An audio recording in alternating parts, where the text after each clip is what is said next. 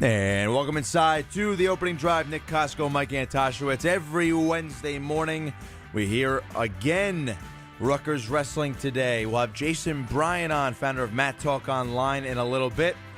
And we'll talk, of course, the NFL playoffs. It's going to be an Eagles-Patriots Super Bowl, just as Mike and I predicted last week. Of course, my prediction was more fan-related, but we'll get into that later in the second half of the show. Yeah. I'm actually going to be the voice of reason. You're going to be the voice of reason today. How about that? That's never a good thing. Even with the Patriots in the Super Bowl, Mike is going to be the voice of reason somehow. Well, somehow. Listen, the reason why I've been able to be the voice of reason, serve as the voice of reason, is because I realize that they're the greatest dynasty of all time. That they are. I can't go against that. I don't know how you could. But we'll get into more of that later. And then, of course, we'll have our big Super Bowl preview show next week, where we will discuss and digest all things Super Bowl 52 in Minnesota. But for now, Rutgers Wrestling, of course, leads off the show. They are coming off a tough loss on Sunday to Nebraska, 19-13 on the road. And, Mike, as we discussed a lot on Sunday, the way they would have won on criteria. All they had to do was win one more match within that meet, and they would have tied it 16-16 at the least. Would have won on criteria via total points. There was no pins, and there were, I forget the second criteria is. Total bouts won would have been even, was the first one. There was no pins, and then the total points scored, Rutgers would have won that advantage in the end. But alas, they fall. Final match came down to John Van Brill against Tyler Berger.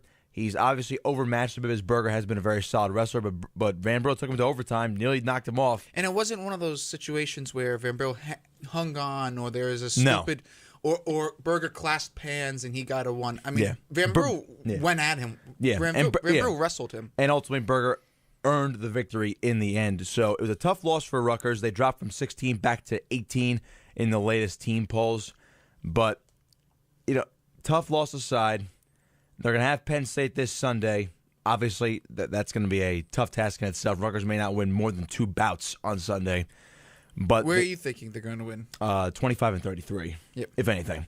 But the good news, Mike, is we have a new number one for the first time in school history. Nick Suriano is now the new unanimous number one at 125. Unanimous, at least according to the polls, are Intermat in Flow Wrestling.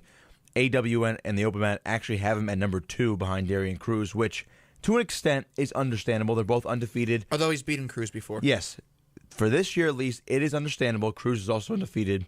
His only loss was in that NWCA All-Star Classic, which some polls do not even count, and he lost to Piccinini, I think, by a point then. So Cruz is wrestling like a defending national champion. But Suriano, to me, has been more dominant this year. And you look at that, Suriano, I think, deserves to be number 1, and he's number 1 according to Intermat and Flow Wrestling. And at least it's cool for us, Mike, to look at Intermat now. And in 125, you see Suriano's picture because he is the number 1 guy. So ultimately, what does this mean for Rutgers Wrestling? You have them coming off as a team, a loss to Nebraska. They're going to have Penn State this weekend, and if we're looking ahead on the schedule, after Penn State, they have a winnable match at Northwestern, who they are a top 20 team. They're at Illinois. These two matches, they're very even on paper, but matches you would think they would win. They're home against Minnesota, another toss-up. A lot of these matches are a lot closer than we originally thought. And then they're at Wisconsin, at Princeton. So after Penn State, they're going to have 5 more matches. So let's just say the record's going to be 5-5 overall, 1-4 in the conference after Sunday.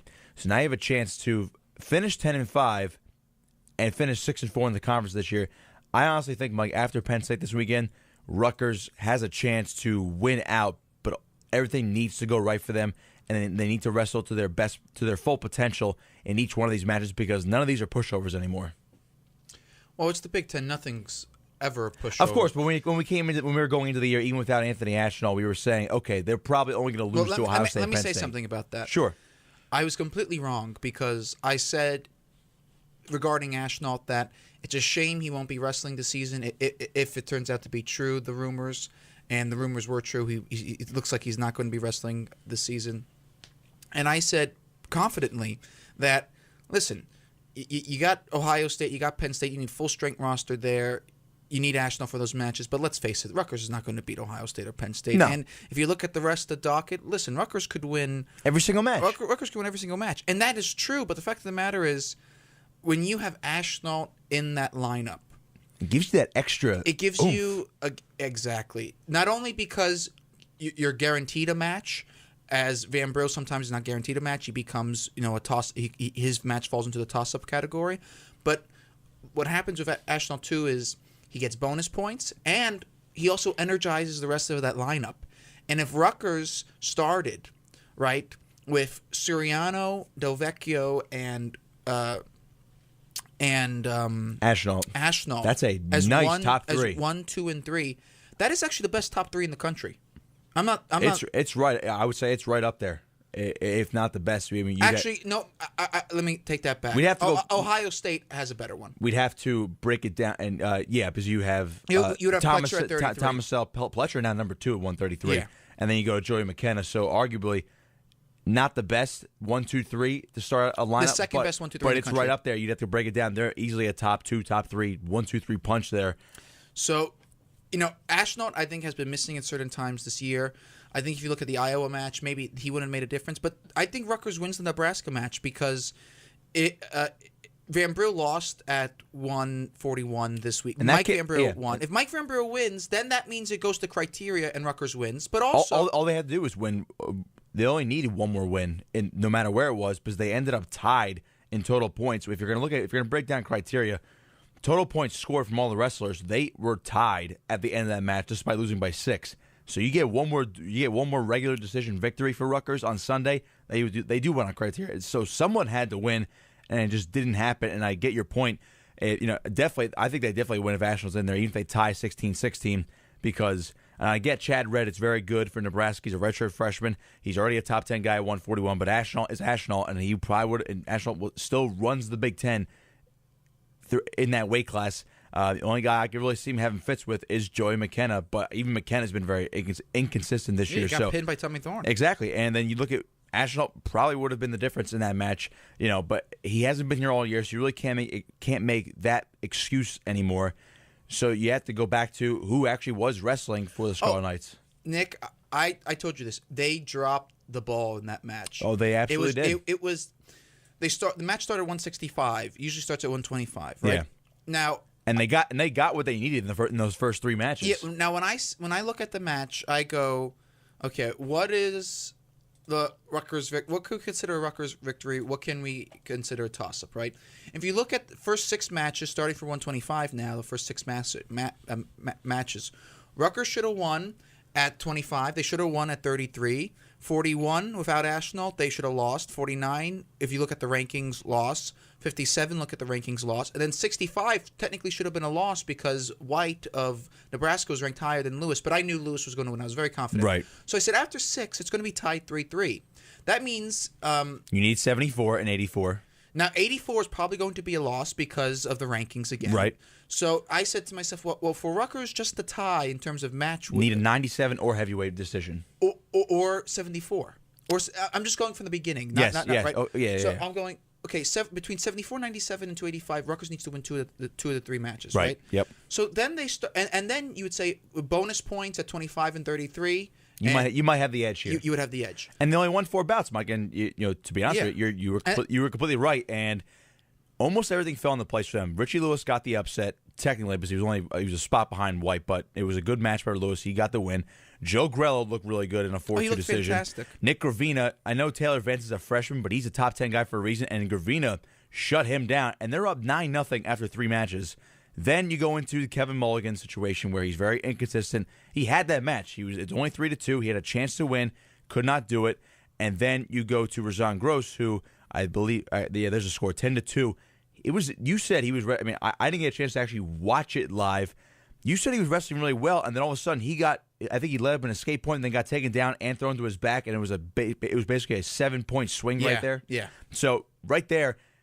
And that gave bonus. I mean, even if Gross lost right there, he gave up bonus points, and all of a sudden, instead of 9-6, it was 9-7. And then, obviously, Suriano countered it with a major decision Nick, of his own. After Gravina's victory, right? Rutgers was 3-0. They were 9-0, as you said. And I said to myself, "Oh, they're going to win 25. They're going to win 33. They're fine. After the first 3 matches, it's at least going to be tied. It's at least going to go to criteria. Yeah. And at least now it's Suriano that needs a major against an unranked opponent. This is in their hands. And then, Del Vecchio really disappointed. If the match has to fall on anyone's shoulder, I think it's Del Vecchio. But then again, because now Rutgers, instead of winning the minimum of 5 matches, they only won 4. So Del Vecchio deserves the most blame. But then you have to look at people like Mulligan. Let's say Del Vecchio wins. You would have had the match in hand if you won 6 matches out of the 10. Mulligan didn't step up to the plate. He looked bad. And then also look at Rutgers ranked guys. I know I'm just looking at the rankings and see who has upset or not. It's not fair that I hold Richie Lewis responsible for beating a guy that's ranked 1 spot higher than him or 2 spots higher than him. We've done multiple times this year against Ohio State and other wrestling teams like that. And guys like DeLuca, we don't say, we need to expect to win out of you. They didn't step up. Van Brill did a great job. Yeah, I thought DeLuca and Van Brill wrestled as well as they could. No, they did, but it wasn't enough. The 2 guys that were wrestling were very good. Mike Van Brill obviously had a chance with Chad Redd. It was close. You could put the blame on Del Vecchio, but it is. You can't. I'm going to play devil's advocate and say that kid Jason Renneria, I know he's a true freshman, and Del Vecchio should win that match. But that kid's pretty good, and he jumped into the rankings for a reason by knocking him off. He's pretty good, and he's going to be pretty good. Del Vecchio, was in a big hole early. He fought back. It was a back-and-forth match. I think in that match, it's one of those crazier matches because it was 14-11. I think if they face each other again, I'm thinking Del Vecchio gets the win this time. But at least for the prospects of what happened in that Sunday match, Del Vecchio deserves some of it. Obviously, Mulligan and Gross let you down a bit, and because that happened, you needed someone to get an upset, and you can't expect that in the last 3 matches. But you have to go out in there and wrestle. They had a chance, and they just couldn't get it done. But Penn State, the measure of success, they're not going to win the dual meet, but the measure of success on Sunday is to see how well they wrestle in the first 2, and then see what the other guys in the lineup can do against basically the rest of the lineup, which is almost all national champions. So we'll have that coverage for you on Sunday, beginning at 1:40 p.m. 5 out of the 7 national champions. Yeah, isn't it? Out of the last. It's ridiculous. So we'll have that coverage for you on Sunday at 2 p.m. Coverage will begin at 1:40. This is Sunday, January 28th, Rutgers, Penn State. Myself, Mike Antosiewicz, and Matt Howe will be on the call for you. And then, of course, upcoming on that schedule, I got to go back to the schedule now. They have... Who's next, Mike? After they have Northwestern and Illinois on the road. Yeah, that's Super Bowl weekend. Yes, and then we'll be back for coverage February 9th against Minnesota at home at the Reg. We're going to take a quick break. On the other side, Jason Bryant, founder of Matt Talk Online, will join us.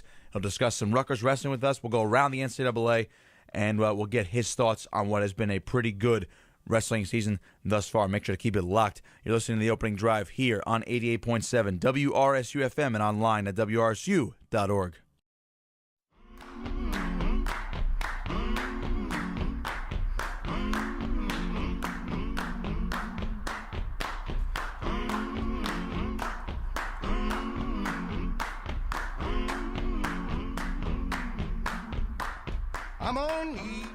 Welcome back inside of The Opening Drive. Nick Kosko alongside Mike Antosiewicz. Pleased to welcome in now Jason Bryant, the founder of Matt Talk Online. Jason, how are you this morning? Digging myself out of about almost a foot of snow here in Minnesota, so just call it a typical Tuesday. I mean, we had a bunch of snow back in Jersey just a couple weeks ago, and it was, believe me, we were digging out of maybe about 2 feet, so definitely a challenge, but definitely a typical day for you. Let's just get right into it. We'll start off with Rutgers Wrestling, obviously. They're coming off a tough loss to Nebraska over the weekend. Penn State's next on the schedule, and, that's no easy task. Penn State ranked number 1 right now, and number 1 guys across the board. This Rutgers team is obviously missing Anthony Ashnall, and they've had some inconsistency at the upper weight. So, in your mind, how do you rank this Rutgers team so far this year, and what do you make of their results so far? Well, I think with the coaches poll that gets released, actually, as we talk on the phone right now, they're coming in at number 18. That's probably where they're at as far as a dual meet team ranking. You look up and down the lineup, you've got Suriano's the super stud, but when you look at their rankings, you're anywhere between 11 and 15 for guys like Nick Gravina, Elazar DeLucas. So as a dual meet team, you're going to have those up and down type of results, but. When the postseason hits, we'll see if Richie Lewis can hit his stride. He's only got 2 losses all year. They're to the same guy, Alex Marinelli from Iowa. And you kind of follow Richie's progression based on how Marinelli progresses. He's a redshirt freshman out of Iowa, so we don't really know how good he is yet because he hasn't hit those hammers.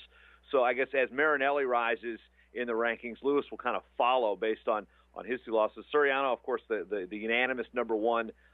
For most of the ranking services, actually that's what unanimous means is all of them. But, I'd say the results for guys like Suriano's not surprising. We knew how good he was. I mean, you don't go through the state of New Jersey with the type of credentials that he did in high school without being able to have that type of success on the next level. But, I think there were some high expectations. If you throw Ashnault in there, you may be looking at maybe a top 10 type of team ranking in dual meets. But come tournament time, those guys that are sitting in that 12, 13, 14 range are going to be right there knocking on the door for All-American honors. So, it might be a little disappointing in terms of on paper, but it's the nature of college wrestling. Everybody's getting better. The depth is better than it's ever been. The Big Ten is the meat grinder of Division I wrestling. So I think some fans are expecting, every year in, year out, you've got to be top 5, top 10. That's hard even for the best programs. There's only about 4 or 5 programs that do that traditionally. So to go beyond – the Iowas, the Penn States, the Oklahoma States of the world, and now the Ohio States, it takes a tradition to make that happen. So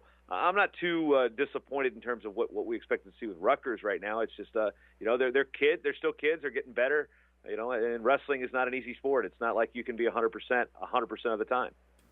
Now, you mentioned Richie Lewis and Nick Suriano. Let's start out with Lewis first. They seem like the 2 best shots for Rutgers to get All-Americans this year. Maybe throw in Nick Gravina later in March as well. But sticking with Richie Lewis right here, he's now adjusted to 165 after making the bump earlier in the year. He's knocked off Anthony Valencia, and he just beat Isaiah White over the weekend. And as you mentioned before, his only 2 losses this year are to Alex Marinelli. But do you ultimately see him on the podium in March, and how deep do you think he can go? I think he's got a real good shot because what Richie Lewis brings to the table is something that I think a lot of Jersey wrestling fans are aware of. It's something that's very traditional and almost part of the wrestling culture there in New Jersey, and it's swagger. Now, Richie Lewis has a confidence about himself. People say he's that athletes can be cocky but not confident. No, Richie Lewis is both, man. So he'll bring that to the table. It's kind of a fearless attitude. Like, he takes a loss, he's gonna brush off his shoulder and be like, all right, I got you next time. He's tenacious, and in adjusting to the weight, it would be really cool to see him be a title threat. Or Jason Dolph's there at 157, so to say he would be a title threat might be a reach in some fans' eyes. But at 57, he would have been probably a real threat to make the finals, finish top 4. And at 65, settling into that weight again, there's things that you can teach with technique, but he's got that swagger. And then sometimes it's about attitude. So I think the ceiling for him, he can definitely make a run. That's a tough weight. I mean, it is a tough weight, and he's got to clear that Marinelli hurdle because I don't think Marinelli right now is going to be challenging those guys for a national championship just yet. Probably the later part of his career. We're talking about a freshman here, but Lewis, and he's wrestled at the national tournament in terms of the junior college level at Iowa Central, so he's seen high-level competition. He won a U23 World Championship, so he knows how to win, and he's got that swagger. So that might be that X factor for him really placing high this year. Now, let's switch over to Nick Suriano. Now, in light of Spencer Lee's upset of Nathan Tomasello, Suriano, as you mentioned, also was named the unanimous number 1 in all of the polls. Do you think that is the right choice by everybody? I mean, I know there was arguments for Darian Cruz, even though Suriano beat him last year, but he is the defending champion.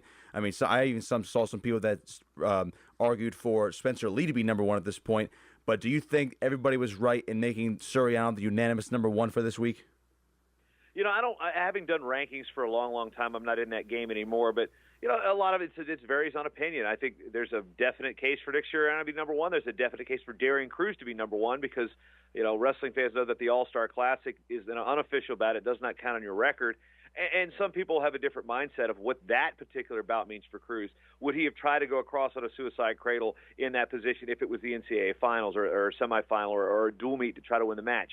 And that's all conjecture in terms of, the mind of an athlete. The loss is the loss, but it doesn't count. The NCAA seeding rankings aren't supposed to use it for their coaches' panel rankings. All the media polls are free to use it whatever they want. But I think when you're arguing Suriano versus Cruz, you can go back to last year and know that Suriano had that big win when he was wrestling for Penn State. But Darian Cruz went through a minefield of the postseason. And the kid, it is something about when you win and you place high, you start wrestling like it. When you see that jump between a wrestler who's not an All-American, then they place 5th or 6th that next year. Then they wrestle like a 5th or 6th guy all year. Darian Cruz has been wrestling like a national champion, save an exhibition match all year. So it would be really, really cool if Rutgers was still in the EIWA and we would see that at conference time.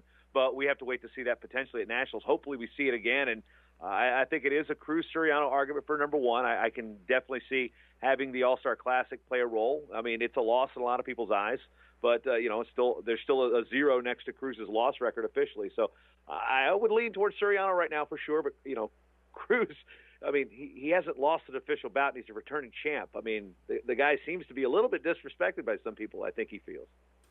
Well, let's move on to the NCAA, just to go around the horn here. 141 is a very stacked weight class. Bryce Meredith seems like he's the man to beat after knocking off Dean Heil, and even Kevin Jack knocked him off recently. You even look at Meredith, took a super match with Seth Gross, who was bumping up from 133. What do you ultimately think of this weight class? Because we know, I mean, at least out here at Rutgers, we know in years past how stacked this weight class is because, we're covering Anthony Ashenall. He has a chance for a title, it seems like, every year.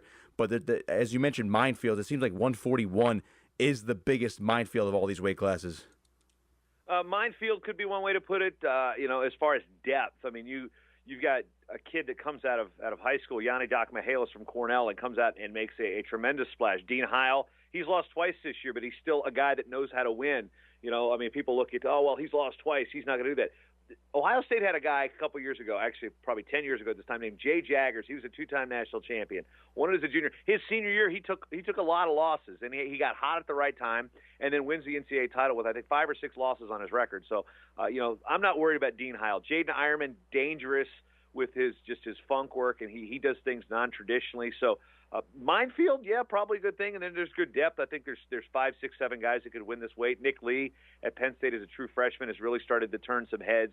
And guys that are really unknowns, like Mason Smith from Central Michigan, Brock Zackwell from Clarion, they're dangerous guys because they haven't seen those hammers. They're not in those power conferences. But which is also interesting, look at the weight class here. You got a Big 12, non-power traditional team in Wyoming, an ACC team. You got Cornell. You got where's the next Big Ten guy? It's Nick Lee at number 8 according to Flo's ranking. So it's not just like the minefield of the Big Ten. You're right. I'm talking in circles because I can't really even point out who's going to win this thing. He is Jason Bryant, founder of Matt Talk Online. You can follow him on Twitter at Jason M. Bryant. Jason, you mentioned Nick Lee, and that actually brings me to Penn State. They have a couple of returning champions. They seem to be the number 1 team right now. And it looks like, based on their lineup and looking at the tournament ahead in March, I know it's a long way away, but you look at Rutherford, you look at North, they seem to have the inside track to repeating. But what do you make of the challenges to Vincenzo Joseph, Mark Hall, and Bo Nickel? I mean, they're also returning champions, but do you think out of those 3, who do you think has the best chance of repeating, and who are your biggest challengers to some of those guys? You put those 3. I think Bo Nickel's probably your best chance of repeating, knowing how good Zahid Valencia is at 174 and how Mark Hall and he are really, there's a razor-thin difference between the two in terms of who can win one day, who can win the next.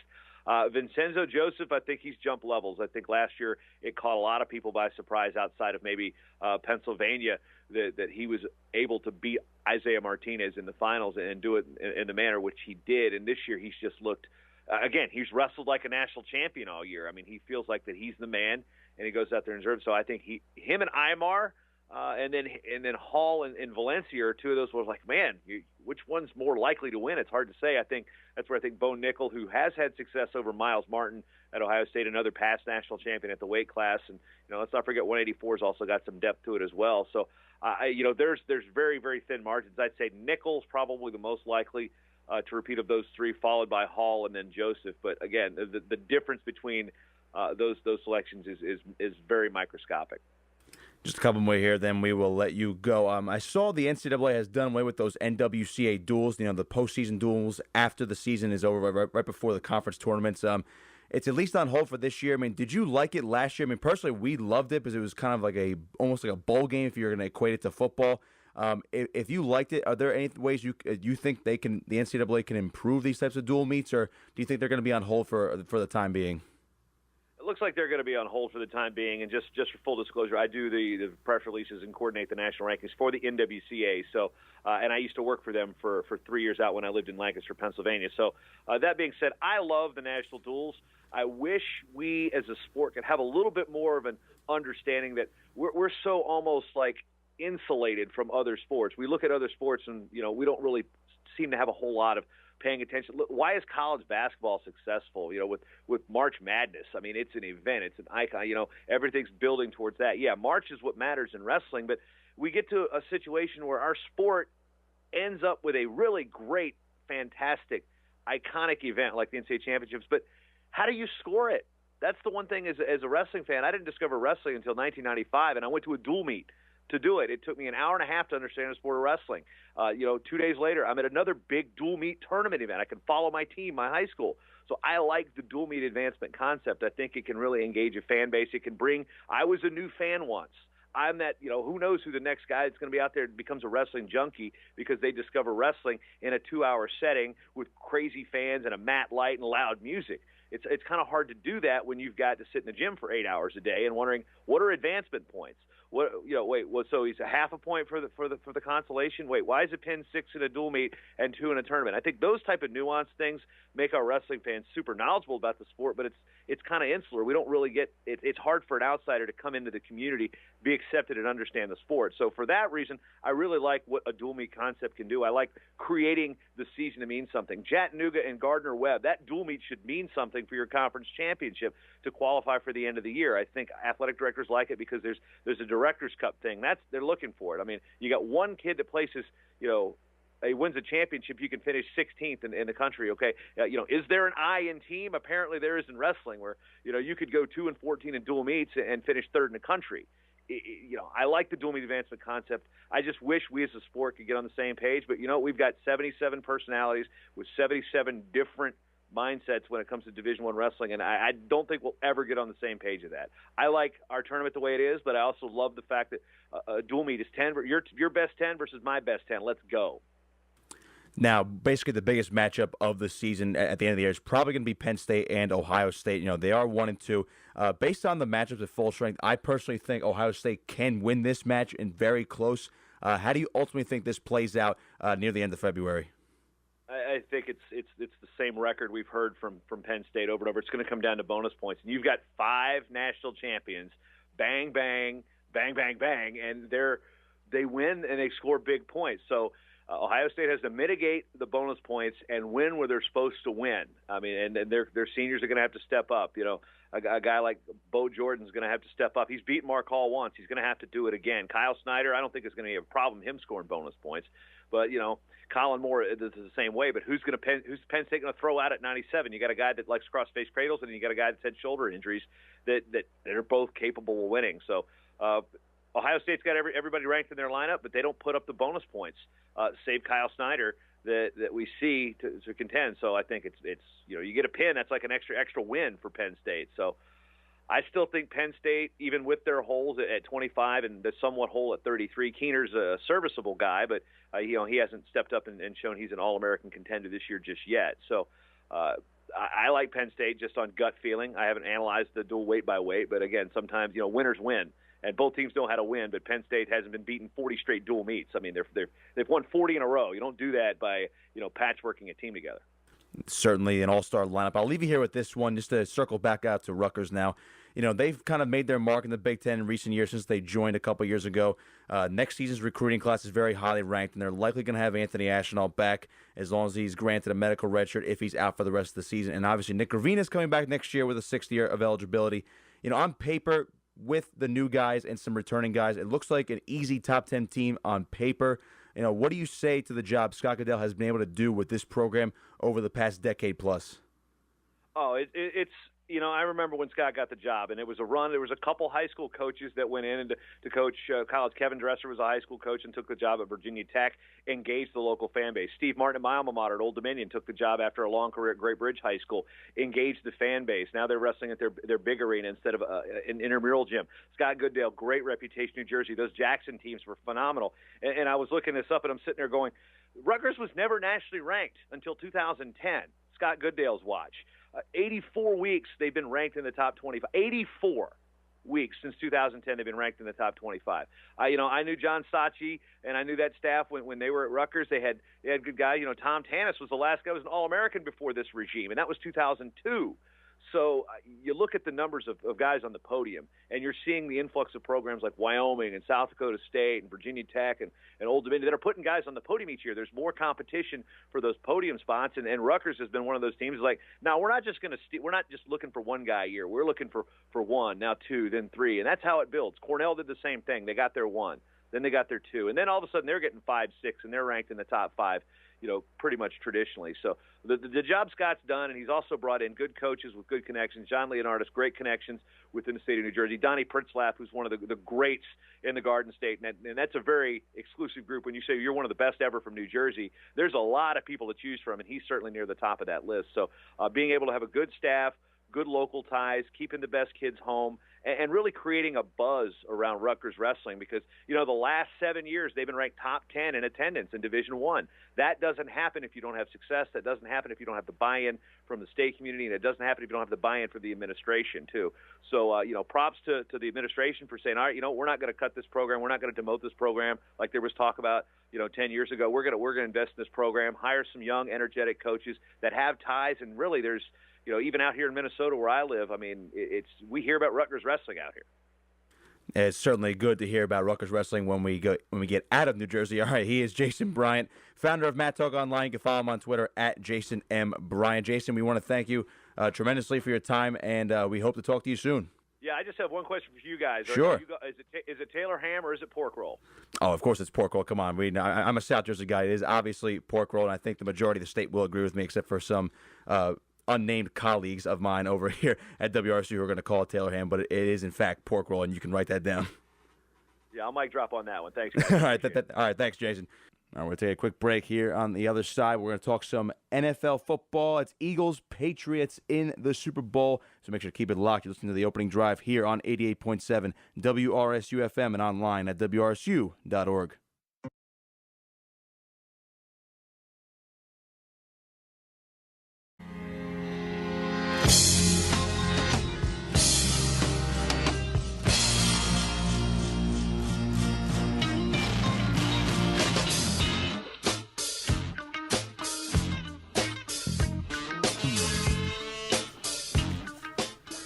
Welcome back inside The Opening Drive. Nick Kosko, Mike Antosiewicz, 8:35, take you up to 9 o'clock.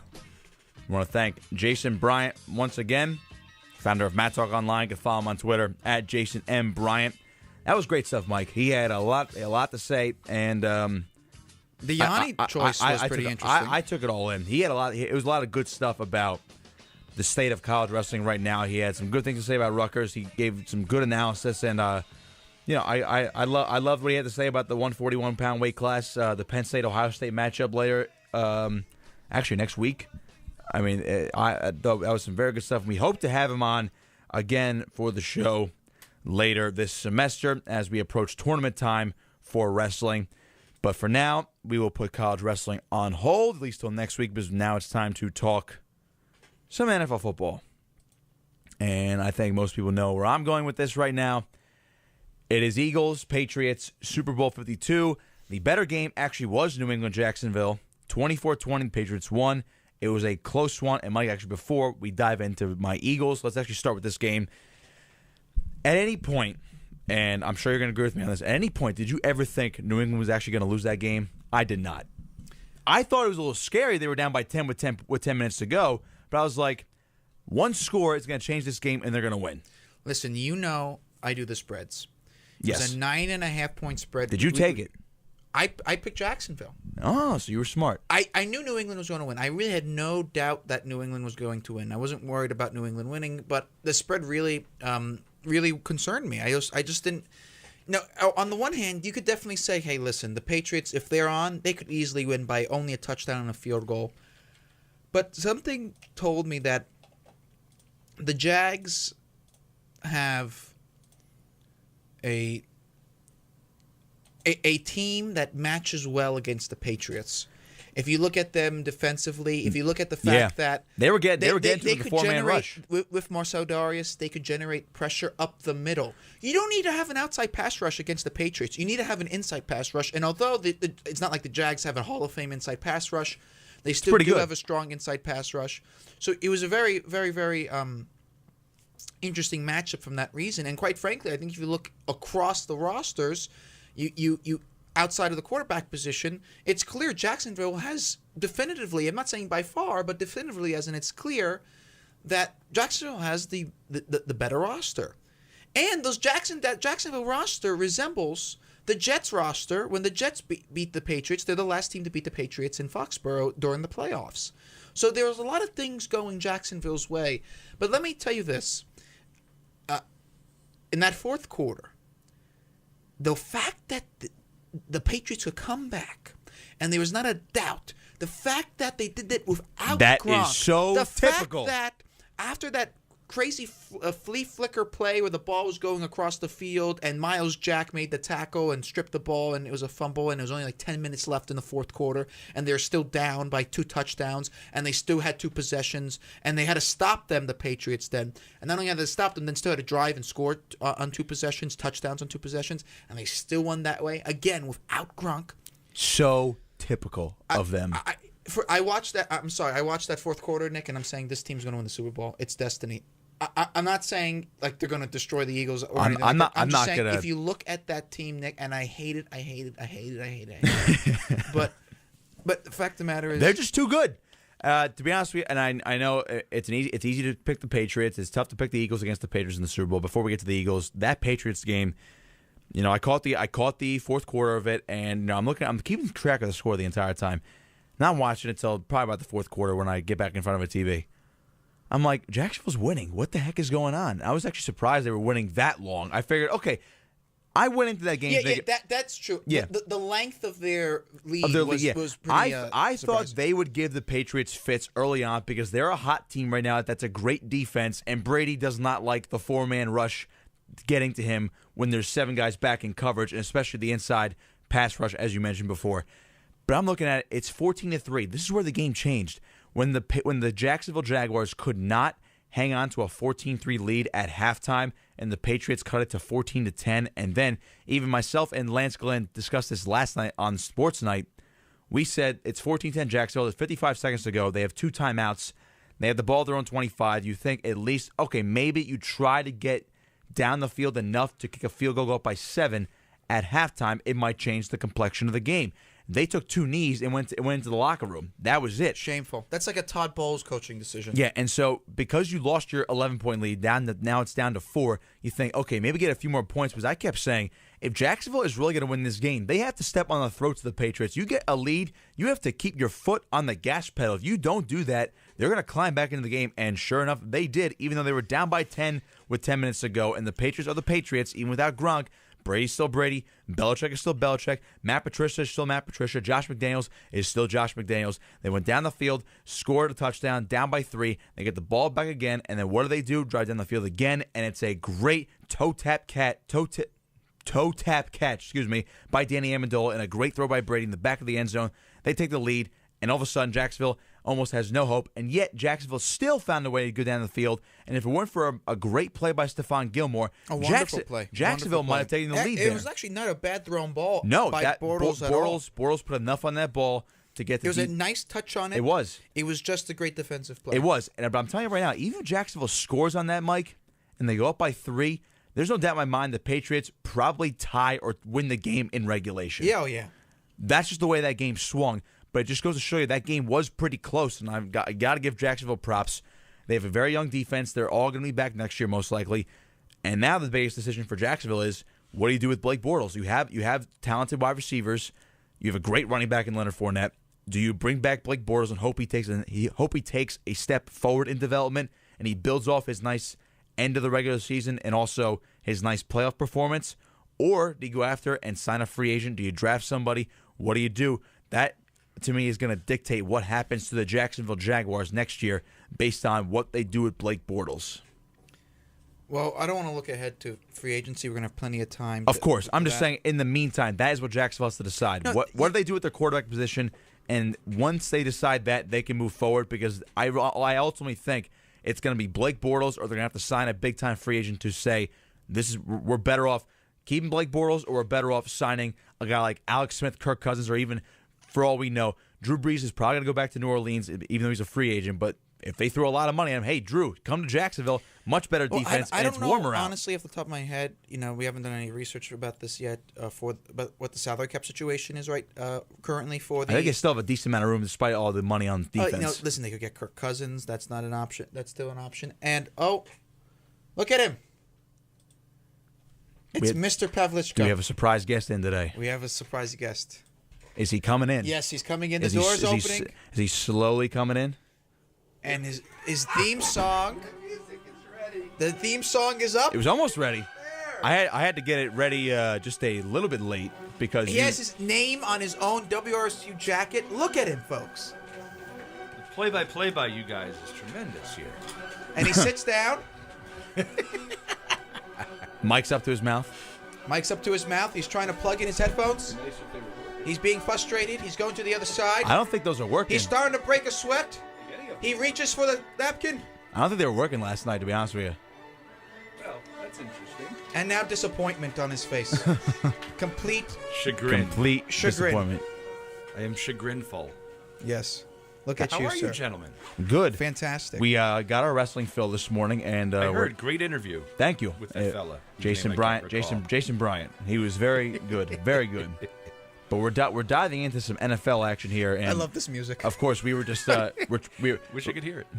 We were getting Jacksonville and New England out of the way, because obviously I have to gloat a little bit about the Eagles winning with backups, basically in dominating fashion. Right. But we got through Jacksonville, and we figured Jacksonville played well, but the Patriots are the Patriots, and was anybody really shocked that they made the Super Bowl? I know you're an Eagles fan, but yes. I mean, how can anybody bet against New England? That's basically it's what tough. I How said. can anybody bet against You Tom got It's Brady? only 5.5 points. Pretty spread, boy Mike. or not. You have to have a set of cojones on you to bet against New England. I mean, based on spread, you might take Philadelphia, but just to take who's going to win, it's very tough to go against New England. I think Tom Brady is an alien. Steve Piletti said last night he might be a robot. It could be either one. I mean, they developed him in some factory in Sweden somewhere. Or probably. It was actually Estonia, Mike. Was it? Was it now? Yes. Okay. All right. I'd believe it. It's amazing. It truly is. You look at what he's able to do. He's going for number 6. This is his 8th Super Bowl. No one's ever been that. He has as many Super Bowl appearances as Dallas and San Francisco as a franchise. I believe the Steelers have been in 9, maybe 8. It's amazing. Pittsburgh has won 6. I think 6 of 8. Or 6 of 7, maybe. So I think it's 6 of 8. Is it 6 of 8? A lot of miserable Giants and Jets fans right now, because this is like The Giants this fans Super have no Bowl's like business hell. being upset. The Yeah, Giant fans have no the Super Bowl Giant being fans upset. have no reason to be upset.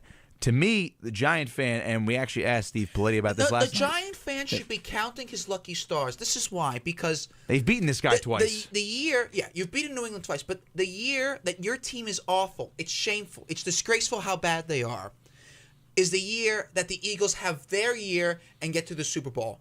fair enough. Which is not going to happen probably now for another 30 years, Nick. I hate telling you this. No, I hate you're telling right. you this. So the year they're not even in contention. They're not. Nothing's being taken away from them. One of their teams in their division gets there, and now for the next 30 years, they don't have to worry about the Eagles getting in. It could technically be the Giants' year every single year. They should be counting their lucky stars. Because it doesn't work that way for the Jets fan. No, for it the doesn't. Jets fan, the Patriots win a Super Bowl, and you say to yourself, you know what? They won a Super Bowl now. Tom Brady's still looking good. He could win another 5 more. Their turn true. never. They The win. turn's never ending. The turn just extends. It doesn't end. At least the Giant fans, the Eagles have a turn. It's over. Mike, I'm going to assume. Mike, I'm going to assume you're going to root for the Eagles in the Super Bowl. I'm going to assume just now safely that you're rooting for Philadelphia over New England. I'm going. Well, to. How about you, Pav? Whatever numbers are in my boxes, that's what I'm rooting for. That's a good point. How much? Anybody who I've covered professionally, I hope to have a good game. Now that includes not only the 3 Rutgers players on the New Patriots, but also Malcolm Jenkins on the Eagles, who I covered in high school. I think at Piscataway High School. I think that should lean you towards the Philadelphia because you knew him when he was a young buck. I think that should lead you towards the Philadelphia allegiance just a little bit. There's also 3 on that. Listen, I'm in a $50 a box pool. Okay. Oh my God! Look at you. So how many boxes do you have again? Uno. Just one. But they also do touching boxes. So interesting. What does that mean? Above, below, left, and right of the winner also get something each quarter. Interesting. So you might get like $50 or $75, whatever the thing is. So you might at least win your money back. So that's good. You get 4 chances, now, and if you're on the end, then you just go to the left side. Interesting. Now, do you know I won the boxes once, Nick? Do you know this? I won the boxes once when the Giants beat the New England in the second Super Bowl, and the $200 I won, I didn't even collect. That's how upset I was. So I don't do boxes anymore, Mike. I'm done with the boxes. Right. Unbelievable. But we were going to transition into that Eagles-Vikings game, and not much of a game because after that first Vikings touchdown, it was all Mike, Philadelphia. Where did you get that jacket from?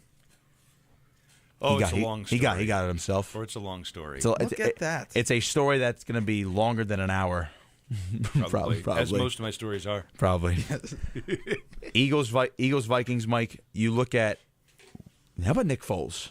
Seriously, how about Nick Foles? Who did you think Nick Foles could do that anymore? Well, the Eagles fans were using an expletive in a word we can't say on air to describe him after the game. Yes, but Jesus, he's the second coming of Jesus. I'm thinking of something else we're talking about. Saint Nick is alive and well. 26 of 33. He had 350 and 3 touchdowns, 2 beautiful deep throws.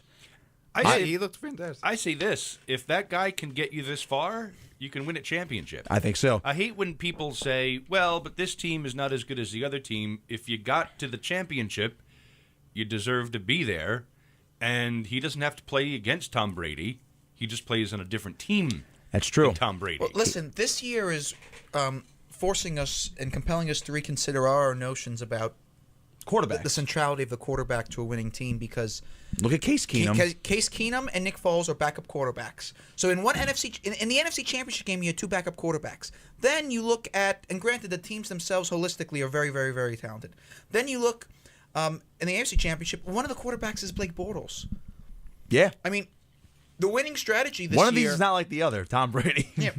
And then you look at the team like Pittsburgh, where the team holistically is strong, but outside of Ben Roethlisberger, it does have critical holes in that team. They had 3 All-Stars on offense, and then there's holes. Yeah, there's holes. They didn't do very well. Defenses are getting so good in the NFL, Nick, that... You could have some really, really good players, but the schemes right now are so advanced and so complicated that you could neutralize those players, but you could limit them. So it pays off in today's league to have a holistically stronger team. And that's why the Eagles are in, and that's why the Minnesota got so far, and that's why the Jacksonville got so far. I'm gonna say this though. What am I, the schmooze? I'm gonna say this now though, Mike. You look Mike, what is it?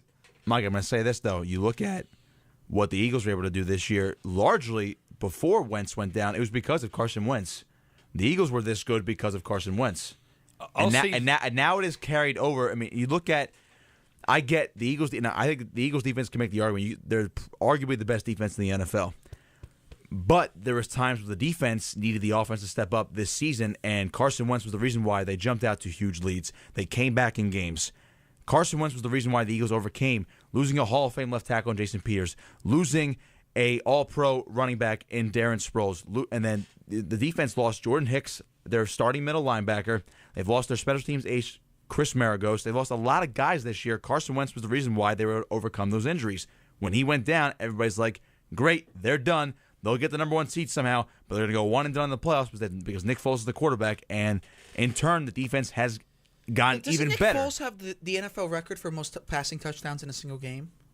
I think he does. It's tied with Peyton Manning with 7, yes. Oh, yeah, okay. 7 touchdowns in a game. I will say this about your quarterback theory, and I kind of liken it to what I say. Whose theory? You're a quarterback theory. Oh, thank you. But you don't need it. Well, right I'll now say it's that true. I liken it to this: money cannot buy happiness, but it damn well doesn't hurt. I'll take that. Same with great- a quarter. Same with a That's quarter. great. Yeah, that's Same great. with a quarterback. You know, maybe you need a Tom Brady. Maybe you don't, but it sure doesn't hurt. I'd pick him on my team anytime. Yes. I would take Carson Wentz on my team anytime too. But with the way Nick Foles is playing right now, they're not to say the Eagles are not missing Carson Wentz, because they are. If the Eagles had Carson Wentz, there's no doubt in my mind the Eagles might be favored in this game, or at least to be a pick 'em. It probably would be like Patriots half a point favorite. Or something. Yeah, they wouldn't even make it a pick 'em. They make it a half point. They would make sure the Patriots are the favorite. But Nick Foles, the way he played this past Sunday, you gotta have confidence, and I think that's a big credit to Doug Peterson. Doug Peterson deserves Coach of the Year for what he has done in the development of Carson Wentz this year, how he's been able to keep this team afloat with Nick Foles, and then some once they reach the postseason. Doug Peterson's the Coach of the Year. Nick Foles has revived himself. Whatever he does next year, I don't care. Hopefully the Eagles keep him as a backup in case Wentz is not ready by week 1. But Nick Foles has earned the right to do whatever he wants if he wins the Super Bowl. Who's doing Super Bowl halftime? I don't even know. Justin Timberlake. Timberflake. Oh God, that's Is there? Justin Timberflake. We're not. Oh. I don't think. Mike. I the don't, accusations. I don't think we're gonna have Janet What is Jackson it? this year. No Janet Jackson this year. I don't think. Now that'd be interesting. I might be the only person in the country who didn't see that live, or didn't quite see it live, or saw it. I was 60 only. feet. I think I was only 7. I was 7 going on 8 years Yeah, old. me So too. I almost don't visually remember it. Yeah, I don't remember it at all. You all depress me. That's depressing. Why is that? That Because you were 7. I was 7 for that Super Bowl. That was 14. That was 14 years ago, almost to the day. Was it really? Yeah. Yeah. Justin Timberlake Gosh. and Janet Jackson did the halftime show of Super Bowl 38, which was Patriots Panthers. You didn't even see anything, really. No. You're lamenting. It seems like Mr. I mean, Pavlichko. the listen. The part that gets you in trouble on television Is the was body covered part. up. Yes. The specific part of the larger part of the body was covered up. Yes. So I don't get it. I mean, The it was the are you going to actually suggestiveness watch of it, I think. Are you going to actually watch the Super Bowl, Mike? Because I know you're not the biggest. No, I fan. do watch the Super Bowl. You'll sit down and watch the whole thing. But will you watch the halftime show? I don't think I've sat down and watched the halftime show since Prince. maybe Springsteen. Yeah. Last year was actually a good halftime show. I did watch last. What was last year's again? Lady Gaga. She was pretty good. I think I did watch it just because it was on, but I still I, wasn't Prince. They're okay. I didn't pay attention. Very overhyped. You ever seen who was at the early Super Bowl? Oh, it's or like a even trumpet the, player. Oh yeah, the 80s, it's like marching bands. from Yeah, high school, high school, colleges. It's like college marching bands. And then all of a sudden, it just It's a big event became now. A big deal Because inflation, Mike, and the TV viewer have made the Super Bowl the most watched event on TV every single year, and there's more money poured into this event. I than always any find other event. I always find interesting what's on against the Super Bowl. The Puppy Bowl. You know what, Yeah, but what that's programs before. are on. You know yeah, what? You know. Now that I think about it, I think more and more networks are like, all right, we have to show reruns all night until this game is over, Right. because they're not going. Nobody's going to watch anything else. Right. Even the people who hate sports somehow still watch the Super because Bowl of the every year. commercials. But the commercials have been so poor the last But also few years, I because feel it's a like. get together. Of course, it's an event. It's an American event. You see, this Super Bowl for me, because the Patriots are in it, is basically an excuse to eat mac and cheese and vengeful watch That's it. the real question. Yeah. What food will you be having? Lots of food. there'll be to say the least. cannolis. There'll be cannolis. Do you like the cannoli chips with the and you just dip them? Do you eat those You're too? They're good Those are sometimes. okay. So you're a Philly guy, but you're not from. You're a Philly fan, but I'm you're from not. I'm from South Jersey, He's a so South it's, But Jersey you're from the shore. yeah, but More. but my whole You're air, from the shore. my Well, I whole was going to my- ask you if my- you'd ever been to Termini Brothers in Philadelphia. I don't think so. Really No, good I've not. cannolis. My whole area of South Fajoli Jersey cookies. is Philly centric. Considering 97.3 ESPN Are you a South Scrapple Jersey guy, Mike? is Philly centric. I've never had house. Scrapple. Really? I've Really? never had Scrapple. Have you had Scrapple? I don't think I have. I mean, What is that? you look at me and I look like I'm a person who would eat Scrapple. Say something funny, Mike. But no, if you ever when you go into Philly, Termini Brothers, and there's one not far from the link. I think next time I'm in the area, I'll have to go. Just down one of the might be down Packer. So it's right by the stadium. There's like a then. strip mall. I think it's in a strip mall where there's a big Chickie and Pete's right near there. I know where the Chickies and Pizzas is. It's not on Packer, but it's around the area of the Patterson, stadium. something like that. It's on Could one be- of the streets. Could that be on Patterson. Go by. Is it Patterson? I think it's Pattinson Ave. Is it Pattinson or Patterson? Pattinson, yes. I think it's on Pattinson Ave. Yes. I could be wrong, but I think it's at least around that area. I think you're right. Yeah, there's a few of them. There's one in Reading Terminal and all that kind of stuff. So, Yeah, I love Reading Terminal. really, really good cannolis. Mike, for the Super Bowl next week, we're going to do a preview show, but in case you're not on, I'll get your pick now. Your early... And it might change. It might change, but your early feelings about the Super Bowl. My very uneducated guess is, and just not points-wise, is Patriots, but... Totally Now it's a understandable. 5.5 point spread. Who do you pick now for the spread? Patriots are minus 5.5. That'd be tough. I might go Eagles. I think it's going to be a very close game. I think it would be too. I think you could have, after the first ever overtime Super Bowl, the second. bold prediction. And then the Pavlichko. following year, the trivia question will be: when was the last Super Bowl that didn't go to overtime? But, very good. No, I You're think, planning ahead, I Pavlichko. think you'll have a close game. Might even be a little back and forth, but I can't. I mean, but then again, look what New England did last week, down by double digits, and they win. Yeah. So I can totally agree with that. And Jacksonville is a very good team. You know what's interesting? Mike, remember how I told you yesterday, I believe, that the Patriots had decided to wear white, even though the technical home team, but they decided to wear white. Isn't that interesting? yes, you mentioned that, Well, then they and there are some weren't they statistics wearing, to back that up. Yes. What were they wearing when they beat Seattle the last time? White. Okay. They wore white But weren't last they year also too. wearing? And then when they lost to the Giants, They weren't wore blue both times they lost to the Giants. Really? Isn't that interesting? But they've won Super Bowls with blue on.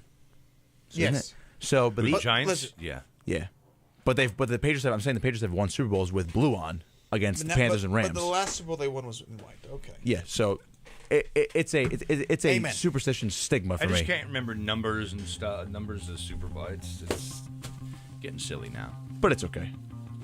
Thanks for coming on, pal. No problem. I haven't been here in a while. Your theme song is still going strong. Is it? I know I can't hear. I just got up. Is it the headphones or is it the? It could be the jacks. Jack. I think those headphones are Or it could probably be fine. karma. Could be karma. be karma. It could be karma for unplugging the phones last week. Could be. Exactly. All right, thanks, Mike. All right, see you guys. That was Mike Pavlichko. He likes to join us randomly, and we always love having him on. And he's, Mike- wearing the sunglasses too, and it's cloudy outside. There you Look go. at that. You know, I did not bring sunglasses yesterday, and I was at the rack for something, and I came out of the rack, and it was sunny, and it was raining. So I didn't bring the There were sunglasses, sun- so I brought the sunglasses today. And the rain jacket today. Very good. Yeah, you know. Attaboy, Mike. We'll talk to you soon.